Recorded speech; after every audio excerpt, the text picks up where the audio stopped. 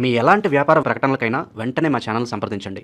ప్రస్తుతం మనతో పాటు ప్రముఖ ఆధ్యాత్మికవేత్త, జ్యోతిష్ వాస్తు పండితులు, లలితాదేవి ఉపాసకులు బ్రహ్మశ్రీ నానాజీ పట్నాయక్ గారు ఉన్నారు. గురువుగారితో మాట్లాడేద్దాం. నమస్కారం గురుగారు. శ్రీమాత్రే నమః. గురుగారు, 2026 ఫిబ్రవరి మాసం విశేషంగా మేషరాశి వాళ్ళకి ఎలా ఉంటుంది? ఈ మాసంలో ప్రత్యేకంగా వీళ్ళు ఎటువంటి జాగ్రత్తలు తీసుకుంటే బాగుంటుంది అంటారు? మంచి క్వశ్చన్ అడిగారండి. ఫస్ట్ ఆఫ్ ఆల్ ఏంటంటే మేషము వారికి 12లో శని ఉన్నాడు అనే ఒక ఇది ఉంది. అది కొంచెం వాళ్ళు అర్థం చేసుకుని ముందుకెళ్తే కనుక ఈ సంవత్సరం ముఖ్యంగా ఈ నెలలో ఫిబ్రవరి మాసంలో 2 సార్లు అంటే దాదాపుగా మనకి ఫిబ్రవరి స్టార్టింగ్లో 4 గ్రహాస్ కూటమితో ఉంటుంది. ఆల్రెడీ జనవరిలో ఒకసారి 5 గ్రహ కూటమి అయిపోయింది మేషం వరకు దశమంలో. ఏకాదశంలో ఫిబ్రవరిలో మళ్ళీ 5 గ్రహ కూటమి వస్తుంది. అంటే 10th అండ్ 11th హౌజెస్లో చతుర్గ్రహ పంచగ్రహ కూటములు ఏర్పడుతున్నాయి. అలాగే మనకి పంచమంలో కేతు, 3లో గురువు ఉన్నాడు. ఈ ప్లానటరీ పొజిషన్స్ పరంగా అసలు ఫిబ్రవరి మాసంలో ఎలా ప్లాన్ చేసుకోవాలి, ఎలా ఉండాలి, ఏ దేవతారాధన చేసుకోవాలనేటువంటి అంశాలు చెప్తుంది. నేనైనప్పటికీ చెప్పిస్తుంది సాక్షాత్ లలిత అమ్మవారిగా భావిస్తూ. ఎప్పుడూ కూడా మనం ఈ రాశి ఫలితాలు ఇవన్నీ ఎందుకు చెప్పుకుంటామంటే వాట్ ఈస్ ద వే. జ్యోతిష్యము అంటే జ్యోతి, వెలుగు. మీరున్నారు, తిరుపతి వెళ్ళాలి. తిరుపతి వెళ్ళాలంటే మీకు అసలు ఎటు మార్గం తెలియాలి. నేను కారు ఉంది, ప్రయాణం చేస్తున్నా, వెళ్ళిపోతున్నా అంటే వెళ్ళరు. వాట్ ఈస్ ద రూట్ అన్నమాట. అట్లా ఫస్ట్ ఆఫ్ ఆల్ మేషం వారికి మనిషి ఆవేశంగా కనబడ్డా మనసు వెన్నపూస అంటారు మేషం వాళ్ళు. చూడటానికి ఆవేశం, కోపం, వీరికి ఇంత పొగరు అది ఇది అనిపిస్తుంది.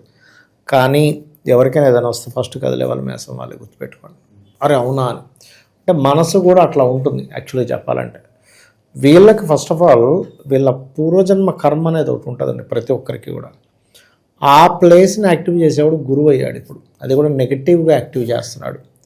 అందుకని నేనేం చెప్తానంటే వీళ్ళకి ఇప్పుడున్న కండిషన్లో కొంచెం ఈ నెల కూడా వీళ్ళు ఎవరితోనైనా అగ్రిమెంట్ చేసేటప్పుడు, మాట్లాడుకునేటప్పుడు కొంచెం జాగ్రత్తగా ఉండాలి. ఎందుకంటే ఆలోచనా స్థానం అని ఉంది. ఆలోచనా స్థానంలో కేతు ఉన్నాడు. చిత్ర విచిత్ర గ్రహము అంటారు కేతుని. మ్యాజికల్ ప్లానెట్ అంటారు. మ్యాజికల్ ప్లానెట్స్ ఎప్పుడైనా పంచమంలో ఉంటే అంతే స్పాంటేనియస్గా పాజిటివ్ ఫలితం వస్తుంది, నెగిటివ్ ఫలితం వస్తుంది. సడన్గా ఒక్కోసారి మనకి పూరి జగన్నాథ్ గారు చూడండి, అప్పటికప్పుడు సీన్ సెట్ చేస్తానండి, దానికి ఏం ప్లానింగ్ ఉండదు అంటాడు. అది ఒక్కోసారి సూపర్ డూపర్ హిట్స్ అవ్వచ్చు, ఒకసారి ఫ్లాప్ అవ్వచ్చు. సో 2 వైపులు ఉన్న కత్తి లాంటిది కేతు. అందుకని కొంచెం జాగ్రత్తగా ఆలోచన చేయాలి పంచమంలో కేతు ఉన్నందుకు. అయితే మనం 12వ స్థానంలో శని, ఏలినాటి శని నడుస్తుంది కాబట్టి ఎప్పుడైనా సరే ఏలినాటి శని 3 స్టేజ్లు ఉంటుందండి. 12 రాశి లేదా 2వ స్థానం. ఇది ఖర్చు స్థానంలో ఉంది, ఇన్వెస్ట్మెంట్ స్థానంలో ఉంది, విదేశీ స్థానంలో ఉంది. అందుకని ఏంటంటే కంపల్సరీ అయి కర్మరా బాబు, నా కర్మ నేను పెట్టాల్సి వచ్చింది అంటాను చేశారు. అలా కర్మ వల్ల ఖర్చు తప్పక పెట్టాల్సిన పరిస్థితి రావడం. అది హెల్త్ అనుకోండి, కంపల్సరీ వాడు ఇంట్లో వాడు ఒకడు గోల్ చేస్తుంటాడు, నాకు ఈ ఫోన్ కావాల్సిందే, నాకు ఈ కార్ కావాల్సిందే, నాకు ఈ డ్రెస్ కావాల్సిందే, నేను ఫ్రెండ్స్తో పాటు అక్కడికి వెళ్ళాల్సిందే అంటూ ఉంటారు. తప్పక ఇంక పెడతాం. లేదంటే ఒక్కొక్కసారి ఏంటంటే ఎంటర్టైన్మెంట్ కోసం 11th లార్డ్ గడుగుదు కదా, అందుకని. లేదా ఒక జాబ్ వెతుక్కోవడం కోసం. ఎందుకంటే మేషం వారికి జాబ్ విషయంలో ఈ మాసం 4 గ్రహాలు ఎప్పుడైతే దశమంలో ఉన్నాయో ఓన్గా ఏదైనా చేసుకోవడానికి, లాభంలోకి వచ్చి పంచగ్రహం ఉన్నందుకు ఓన్గా చేసుకొని సక్సెస్ అవ్వడానికి ఛాన్స్ ఉంది. జాబ్లో ఆపర్చునిటీస్ కూడా ఎక్కువ వస్తాయి. అయితే ఇవి ఎక్కడ వస్తాయి అనేది మనం తెలుసుకోగలగాలి. వీరికి ఎప్పుడైతే దశమాధిపతి 12వ స్థానంలో ఉన్నాడో, 12 విదేశాలు, లేదా 12 సంథింగ్ వేరే ప్లేస్కి మూవ్ అవ్వడం. సో ఇక్కడ ఏంటంటే వేరే ప్లేసెస్కి మూవ్ అవ్వడం ద్వారా గోల్డెన్ అవకాశాలు వస్తాయి. ఎలా అంటే ఇప్పుడు మార్కెట్లోనే అందరూ అక్కడికే వస్తారండి, మార్కెట్ దగ్గరికి. ఇప్పుడు ఈ ఏరియాలో అయితే మా బట్టలు కొనుక్కోవాలి, కూకటిపల్లిలో ఒక మార్కెట్ ఉంటుంది. సోమాజిగూడ పోతే అక్కడ బంగారం షాపులు ఉంటాయి, చేపలు పోతే చేపల మార్కెట్ ఉంటుంది. మీరు ఫిష్ తెచ్చుకోవాలంటే ఫిష్ మార్కెట్కి వెళ్ళిపోతారు, కానీ వేరే మార్కెట్ అంతా తిరుగుతూ కూర్చోరు. అట్లాగే ఒక్కొక్కసారి కొన్ని ప్లానెట్స్ ఉన్న ఒక దగ్గర యాక్టివ్ అయినప్పుడు ఏమవుతుందంటే అవకాశాలు ఎక్కువ వస్తాయి ఒకటేసారి వీళ్ళకి. ఇప్పుడు వచ్చే అవకాశాలు, అది కూడా దూరంగా వెళ్ళే అవకాశాలని వీళ్ళు చేజిక్కించుకోగలగాలి. దెన్ వీళ్ళు సక్సెస్, ఇంక అందులో డౌట్ లేదు. అలాగే రకరకాల మార్గాల ద్వారా ధనయోగం. ఎందుకంటే ధనాధిపతి లాట్ ఆఫ్ ప్లానెట్స్తో కలిసి ఉన్నాడు. ఆకస్మికంగా వస్తుందంటారా? వస్తుంది. ఆకస్మికంగా వస్తుంది. ఎందుకంటే 8th లార్డ్ కూడా ఉన్నాడు కదా అక్కడ. ఆకస్మికంగా వస్తుంది. మంచి పాయింట్ మీరు అడిగింది, వస్తుంది.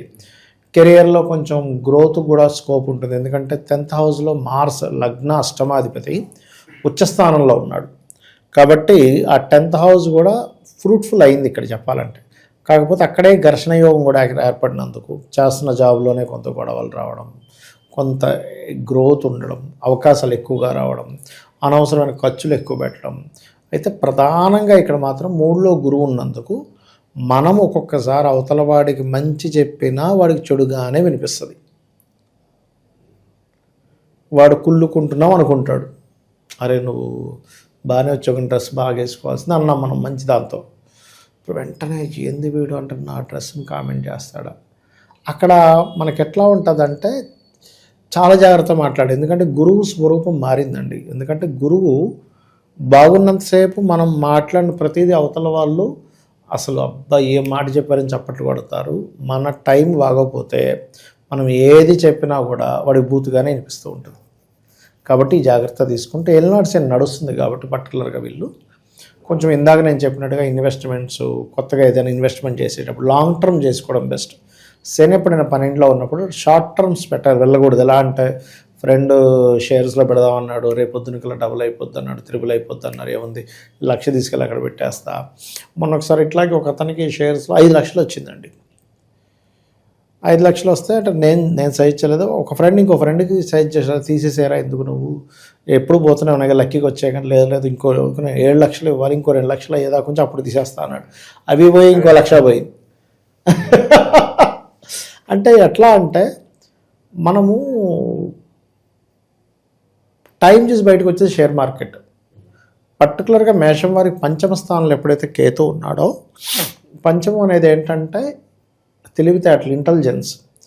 ఎప్పుడు మనం షేర్ మార్కెట్ ఉందనుకోండి, ఎప్పుడు ఎంటర్ అవ్వాలి ఎప్పుడు ఎగ్జిట్ అవ్వాలి చెప్పేది షేర్ మార్కెట్. ఎప్పుడైతే ఈ పంచమంలో కేతు ఉంటాడో మన మాట మనల్ని నిర్ణయపడు ఆలోచన. అందుకని మనం ఎట్లాగో మనకు ఉండదు కాబట్టి పక్కోడు చెప్పింది మనం వినగలగాలి తప్ప కంపల్సరీ. మనం చెప్దామన్నా అక్కడ చెల్లదు. మన తెలివితేటలు విచిత్రంగా తీసుకుంటాం. ఒక్కోసారి సూపర్ హిట్ అవుతాయి, ఒకసారి ఫ్లాప్ అవుతుంటాయి. మరి దీనికి ఏమిటి పరిహారము అంటే ఎక్కువగా గణపతిని ఆరాధించాలి. వీరు ఎక్కువ గణపతిని ఆరాధించాలి. ఎవరి దగ్గరికైనా వెళ్ళి ఏదైనా ఒక మాట మాట్లాడదు తప్పదు. ఇప్పుడు మనం ఎంత మాట్లాడకుండా ఉందామన్నా కుదరదు. కంపల్సరీ వెళ్ళి ఎక్కడో దగ్గర ఏదో కమ్యూనికేట్ చేయాల్సి వస్తుంది. ఒక్కసారి దక్షిణామూర్తిని అనుకోవాలి, దెన్ ఖచ్చితంగా బాగుంటుంది. ప్రస్తుతం వీళ్ళ గురుగారు కుటుంబ వ్యవస్థ ఎలా ఉంటుంది ఓవరాల్గా, లవ్ అండ్ అఫెక్షన్స్ పరంగా ఏ విధంగా ఉంటుంది? పెరుగుతాయండి. కుటుంబ బాంధవ్యాలు బాగా పెరుగుతాయి. కాకపోతే ఆ బాంధవ్యాలు పెరిగే క్రమంలోనే మనం మాట్లాడుతూ ఉంటాం. మీకు అర్థమైందా? అయితే సంతానం, అందులో కుటుంబంలో సంతానాన్ని మాత్రం దూరంగా పంపించడము, వాళ్ళు ఎక్కడికో చదువుకోవడానికి వెళ్ళడము, కొంచెం లవ్ అఫైర్స్ విషయంలో చిన్న డిస్టర్బెన్సెస్, ఎందుకంటే పంచమంలో కేతువు కదా రావడము. మరలా ఇక్కడ జీవిత భాగస్వామికి కూడా ఏదైనా జాబు సెట్ అవ్వడము, పిల్లలకు కూడా ఎక్కడికైనా వేరే దగ్గర జాబ్ సెట్ అవ్వడం, ఇవన్నీ వస్తాయి. ఎందుకంటే 10th హౌస్లో ఎక్కువ ప్లానెట్స్, 11th హౌస్లో ఎక్కువ ప్లానెట్స్ ఉన్నప్పుడు ఏమవుతుందంటే కుటుంబ సభ్యుల్లో వీళ్ళకి కానీ వీళ్ళ సంతానానికి కానీ జీవిత భాగస్వామికి కానీ వాళ్ళందరి కెరియర్లు కూడా సెట్ అవుతూ వస్తుంటాయి ఈ టైంలో. ఒక రకంగా ఎలా ఉంటుందంటే ఇప్పుడు ఎల్నాడు శని ఖర్చు ఎక్కువ ఉన్నప్పుడు ఏదైనా చూడండి, తండ్రి ఒక 50-55 ఏళ్ళు వచ్చాక అప్పుడే పిల్లలు సెటిల్ అవుతూ ఉంటారు. ఈయనకి అమ్మ ఎంత టైట్ అయింది రాగానే ఒక 2 పిల్లలు జాబ్స్ వచ్చారు కూడా ఎట్లా ఉంటుంది లైఫ్, అమ్మయ్యా అంటే ఒక పండుగ చేసుకుంటాడు ఆ రోజు తండ్రి. ఇంకా నాకేం ప్రాబ్లం లేదు, ప్రతి నెల అది కట్టాలి ఇది కట్టాలి, నేను రిటైర్మెంట్ రిటైర్ తీసేసుకోవచ్చేమో అనిపిస్తుంది.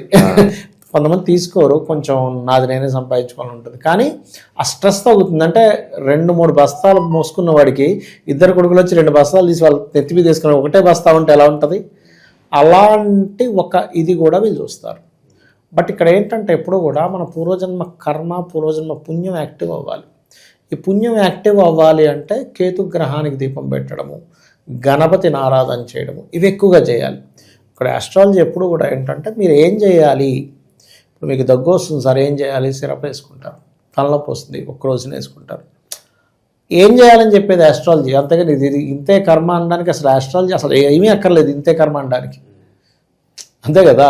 అట్లా అలాగే గురుగారు ఈ నెలలో మనకి పంచగ్రహ కూటమి దీని ప్రభావం అనేది యాక్టివేట్ అవుతుంది అంటున్నారు. మరి శుభకార్యాలకు పెళ్ళిళ్ళు ఏమన్నా ఉన్నా ఇట్లాంటి వాటికి ఏమన్నా అనుకూలంగా ఉంటుందా వీళ్ళకి ప్రస్తుతానికి ఏమన్నా?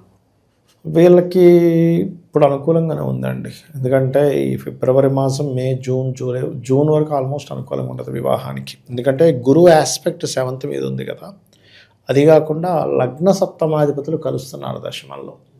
అందుకని మ్యాక్సిమం వీళ్ళకి సంబంధాలు కుదరడం కూడా ఎట్లా కుదురుతాయంటే, అత్తగారి వరుస వాళ్ళు వచ్చి అడగడం, వరుస అవుతారు చూసాం, లేదా వీళ్ళు చేస్తున్న జాబులోనే ఎవరైనా ప్రపోజ్ చేయడం వీళ్ళకి, లేకపోతే వీళ్ళు ఎవరికైనా ప్రపోజ్ చేసి ఇష్టపడడం, ఇంట్లో వాళ్ళకి చెప్పడం, అట్లా ఎక్కువగా వర్కౌట్ అవుతుంది. లేదా విదేశాల్లో చదువుతుంటే అక్కడ ఉండే వాళ్ళని వీళ్ళు ఇష్టపడి ఇంట్లో వాళ్ళకి చెప్పడం, అక్కడ జాబ్ చేస్తున్న వాళ్ళు. ఎందుకంటే ఇక్కడ 12th లాట్ 3rd హౌస్లో ఉండి 7th చూస్తున్నాడు. 12 అంటే విదేశాలకు కారకుడు 3లో ఉండి 7 చూస్తున్నాడు. అలాంటప్పుడు ఏమవుతుందంటే బంధువర్గాల్లో ఎవరైనా అక్కడ ఉంటే అక్కడ వాళ్ళని ఇష్టపడడం వల్ల, లేదా బంధువులు ఎవరైనా ఉండి ఈ అబ్బాయి వెళ్ళాడని అమ్మాయి వెళ్ళాడను వాళ్ళు అడగడం, ఇట్లా కుదురుతాయి. ఇందాక మనం స్టాక్స్ గురించి డిస్కస్ చేసాము. అలాగే ఈ నెలలో చాలా జాగ్రత్తగా ఉండాలి, పలానా విషయాల్లోకి ఎంటర్ అవ్వకూడదంటే ఒక మాటలో ఏం చెప్తారు వీళ్ళకి? మధ్యవర్తిత్వము, నిర్ణయాలు చాలా జాగ్రత్తగా ఉండాలి.